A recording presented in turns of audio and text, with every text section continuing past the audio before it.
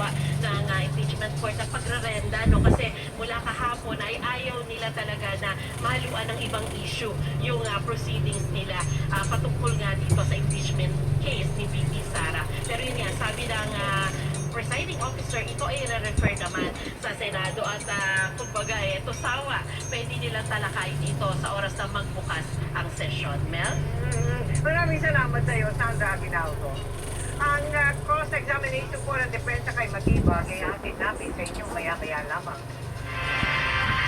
Nakausap na umano ni Defense Team spokesperson Attorney Michael Poa si Vice President Sara Duterte kaugnay sa pagpabor ng Senate Impeachment Court na ipasapina ang ilang tax, bank at iba pang financial record ng vice at kanyang mister.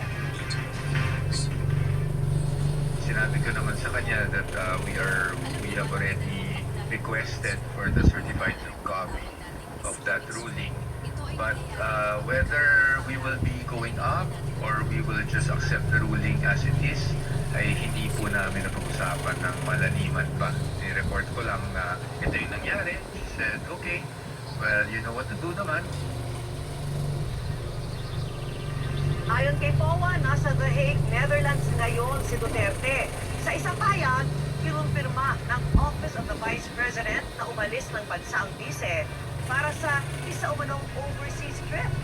Bukod sa the Netherlands, magtutungo rin umano sa Qatar at United Kingdom si Duterte. Pagdidiin ng OVP, walang ginamit ng pondo ng gobyerno sa biyahe. Samantala, kinwestiyon ni Davao City 1st District Representative Paulo Duterte ang paghingi ng sapina ng prosecution para sa tax at